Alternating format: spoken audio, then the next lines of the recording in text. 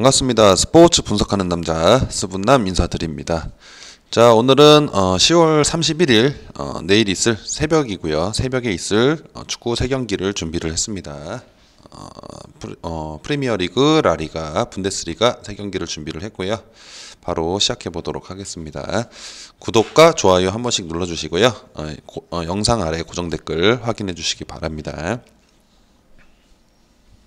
자, 우선은 프리미어리그부터 보도록 하겠습니다.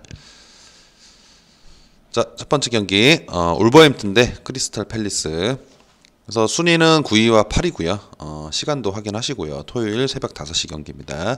배당도 1.9, 3.3, 4.5 배당 확인하시고 언오버 기준점 2점입니다. 그래서 울버햄튼이 나왔는데 기준점이 2점이다 라는 거는 조금 눈여겨볼 만한 상황인 것 같고, 일단 울버햄튼을 보면 3승 1무 2패, 홈 성적이 1승 1무 1패 3득점 4실점이고요. 크리스탈 팰리스가 3승 1무 2패, 원정 성적 2승 1패 그리고 5득점 6실점입니다. 그래서 상대 전적에서는 물론 과거 데이터긴 하지만 어쨌든 팀 성향을 파악하기 위해서 보는 거죠. 4승 2무 4패로 조금 팽팽한 두 팀의 대결이었다라고 볼 수 있고, 제가 다시 한번 말씀드리지만 이제 언오버 기준점만 봐도 좀 어려워 보이는 경기가 아닌가, 2점이라고 일단 볼 수가 있고, 그리고 울버햄튼의 최근 그런 경기를 봤을 때 작년에 비해서 보다도 더 유독 올 시즌에는 좀 역습 축구에 조금 올인한 듯한 모습을 보이고 있다. 아무래도 역습 축구를 계속 시전하다 보면 수비에서 상대적으로 또 역으로 역습을 맞을 수가 있는 거죠. 그래서 수비 불안이 조금 문제가 있고, 꼭 그런 역습 상황 아니더라도 이제 박스 안에서 밖에서 들어오는 스루 패스에 좀 실점이 나오는 상황이다라고 볼 수 있습니다. 그리고 수비수 조니가 부상으로 출전이 불가능한데 그렇게 크게 우려할 부분은 아니고, 왜냐하면 전체적으로 뭐 결장이거나 뭐 부상이거나 뭐 코로나 그런 부분들이 조금 없는 상황이기 때문에 전력 손실은 많이 없어 보인다라고 일단은 좀 볼 수가 있겠습니다. 그래서 종합적으로 봤을 때는 최근에 그런 득점력이 조금 예전 같지 않지만 전체적으로 역습 축구를 좀 많이 시전을 하고 있고, 최근에는 전력 손실은 없다라고 볼 수 있습니다. 자, 다음 크리스탈 팰리스. 작년 시즌 막바지에 거의 뭐 연패를 뭐 몇 번 한지도 지금 잘 모르겠지만 어쨌든 엄청난 연패로 순위가 14위까지 떨어져서 마감을 했던 크리스탈 팰리스고, 근데 이제 올해는 조금 달라진 것 같다라고 좀 생각이 듭니다. 일단은 최근에 3승 1무 2패의 성적도 괜찮고 순위도 8위로 기록 중이고, 그래서 작년에 비해서 조금 달라진 거는 공격 스타일이 성향이 조금 롱패스 위주로 조금 변형이 된 것 같다라고 좀 느껴지고, 특히 작년보다는 중원에서 전체적으로 압박을 좀 강하게 하더라라고 좀 보여지는 게 느껴집니다. 파울도 많이 나오고 있고 중원에서. 그리고 수비수 퍼거슨하고 공격수 위컴이 조금 부상으로 출전은 불가능할 것으로 생각이 드는데, 전체적인 팀 전체적인 밸런스 차원에서는 전력에는 큰 손실은 아니다라고 볼 수 있습니다.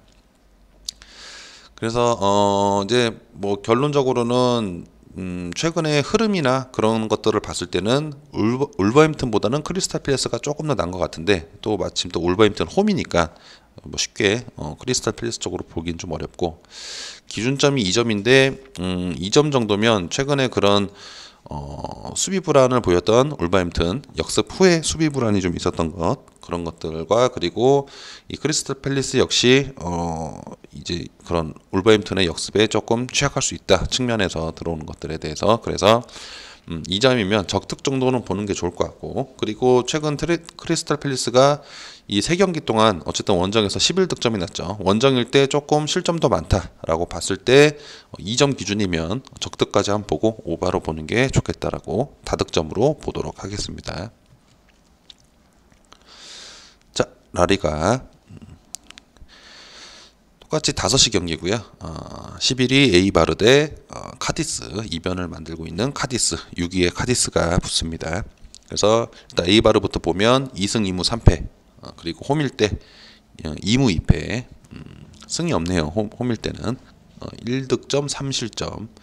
그래서 상당히 이 4경기 홈에서 4경기를 치렀는데 4점이 난 거죠. 평균 1점에서 그쳤던 그런 모습이고, 카디스가 3승 2무 2패 2부에서 올라온 카디스인데 순위가 6위예요. 지금 계속 이변을 만들고 있고, 원정 1대 성적이 3승 0패 0무. 그래서 이 3승이 모두 원정에서 나왔다. 4득점 0실점. 그래서 그런지 기준점이 2입니다. 2.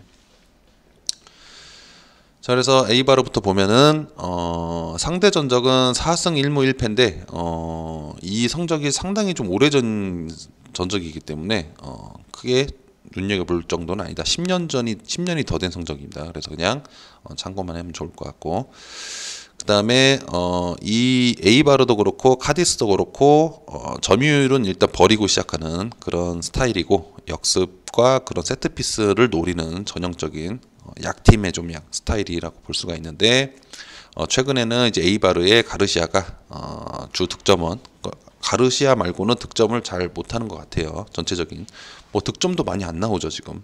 근데 어쨌든 이것마저도 결국에는 가르시아가 해결을 해주고 있다라고 볼 수 있고, 컨디션은 괜찮은 것 같고, 그 다음에 에이바르에는 일본 선수가 또 있죠. 그래서 미드필더 이누이 다카시랑 공격수 요시노리 선수가 2명이 있는데, 최근의 경기 내용을 봤을 때는 좋지 못한 것 같다라고, 평점도 그렇고 어쨌든 최근에 그런 것들도 뭐 득점력, 득점 기여도 없고, 그래서 좀 좋지 못하다라고 볼 수 있습니다. 그래서 이 두 선수가 어쨌든 공격을 좀 같이 풀어줘야 되는데 가르시아와 더불어서 좀 약간 약한 모습이다라고 일단 볼 수 있고, 그 다음에 카디스가 홈에서는 아까 말씀드렸다시피 2무 2패인데 원정에서 3승, 그래서 이변을 만들고 있고, 레알도 잡아낸 카디스 원정에서, 그래서 베터들을 많이 힘들게 하고 있다라고 볼 수 있고, 그래서 아까도 말씀드렸다시피 점유율은 좀 내주고 시작하는 스타일인데, 카디스 평균 점유율이 20%대도 많습니다. 이게 뭐 경기를 보면은 거의 뭐 공을 잡고 있지 않았다라는 거죠. 점유율이 어쨌든 평균적으로 봤을 때, 이 전체 경기를 평균으로 봤을 때 30% 중반 정도. 그래서 항상 상대편이 주도권을 갖고 있었긴 했다라고 볼 수 있는데, 어쨌든 그에 비해서는 성적이 좀 상당히 괜찮다라고 볼 수 있고, 레알과 했을 때는 점유율이 25%도 안 됐던 것 같아요. 레알이 75%가 넘었죠. 그리고 전술이 카디스는 4-4-2 전술인데, 4-4-2 전술에 이제 공격수 2명을 배치를 해서 네그레도, 로사로, 알레조를 이제 두고 시작을 하는데, 이 선수들 모두 좀 스피디하게 골을 넣을 수 있는 약간 역습에 맞춰진 그런 전략이다라고 볼 수 있는데, 효과가 그래도 지금 성적 봤을 때는 괜찮은 것 같습니다. 그래서 이 경기는 물론 이제 에이바르가 홈이긴 하지만 최근에 그런 카디스가 계속 이변을 만들어냈던 거는 우연이 아니라, 원정 3전 3승을 기록했던 우연이 아니라 어쩌면 이런 스피디한 역습, 그리고 수비가 어느 정도는 안정화되어 있는 3경기 동안 0실점을 했던 이런 것들을 봤을 때는 조금 전술이 좀 먹히고 있다. 지금 라리가 2부에서 올라와서 1부를 뒤흔들고 있다라고 보여지고, 그래서 카디스 프렌으로 보는 게 좋겠다. 에이바르는 사실 득점이 요새 잘 안 나오죠. 득점력이 많이 지금 저하된 상태로 볼 수 있고, 선수들의 좀 그런 최근에 좋지 못한 모습들을 봤을 때는 카디스의 최근에 그런 레알 마드리드를 상대로도 수비가 괜찮았던 것들 봤을 때는 한번 카디스 쪽으로 보는 게 좋겠다. 온오버 기준점 2점이 상당히 의미심장한 내용인 것 같습니다. 그래서 카디스 프렌으로 보도록 하겠습니다. 그 다음 마지막이네요. 벌써 분데스리가 경기입니다. 시간은 5시간이라 4시 30분이고요. 그래서 최근에 최근도 아니죠. 오래전부터 부진한 샬케와 슈투트가르트가 대결을 합니다. 그래서 샬케는 0승 1무 4패 5경기에서 승이 없고요. 승점 1점만 갖고 있고, 이 분데스리가는 20개 팀이 아니라 18개 팀이기 때문에 거의 꼴찌죠. 그래서 홈 성적은 1무 1패 2득점 4실점 했고, 슈투트가르트가 2승 2무 1패, 그래서 원정에서 2승을 했고 6득점 1실점을 했다. 원정에서 잘했다라고 일단 볼 수 있고,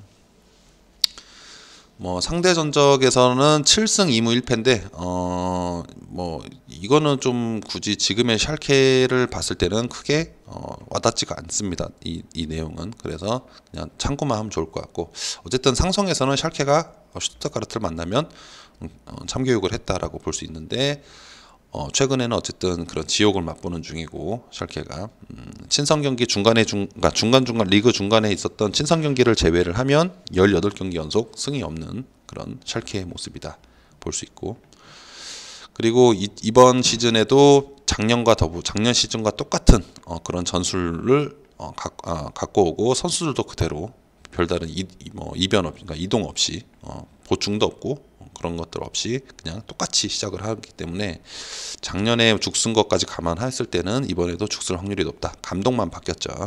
9월 30일 날.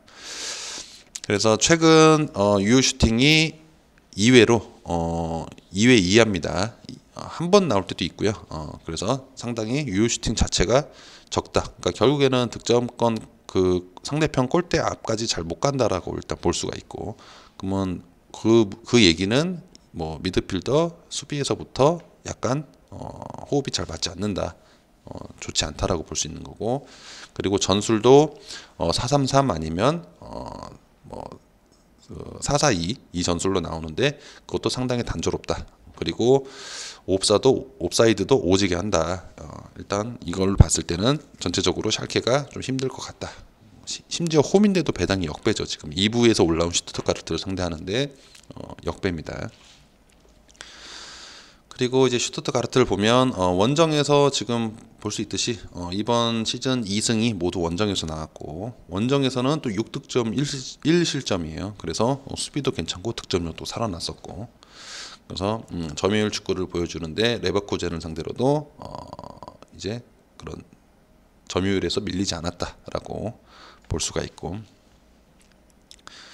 뭐 스타일은 경기 보시면 아시겠지만 전체적으로 좀 올라와 있고요. 중앙 그 선까지 수비수들까지 상당히 올라와 있고, 양측에 있는 수비수 윙백마저도 공격에 상당히 가담을 해서 공격적인 모습이 아주 뚜렷하다. 반면에 이제 수비도 역습에도 약할 수도 있겠죠. 근데 역습을 하기에는 샬케가 또 좀 부족한 부분도 있고, 그래서 유효 슈팅이 제일 중요한데, 어쨌든 유효 슈팅이 4회 이상으로 어쨌든 샬케보다는 공격적인 찬스를 많이 만들었고, 골도 많이 냈다, 점수를 많이 냈다라고 볼 수 있다. 그래서 효율적인 모습이고, 특히 프리킥이나 코너킥에서 위협적인 장면이 하이라이트를 보시면 많이 나왔다라고 볼 수 있고, 득점하는 장면도 많았고, 그래서 이 경기는 물론 샬케가 뭐 언젠가는 이제 또 잘할 때가 되겠지만, 최근에 슈투트가르트가 이런 그 독일 리그에서 상당히 이변을 만들어낼 수 있고 충분히 상위권으로 갈 수 있는 그런 공격력을 갖고 있다라고 보여지기 때문에 한번 슈투트가르트 그냥 승으로 가보도록 하겠습니다. 자, 그래서 지금 바로 소통방에 오셔서요, 매일매일 스포츠 조합픽 받아보시고요, 영상 아래에 고정 댓글 확인해 주시면 소통방 입장이 가능하십니다.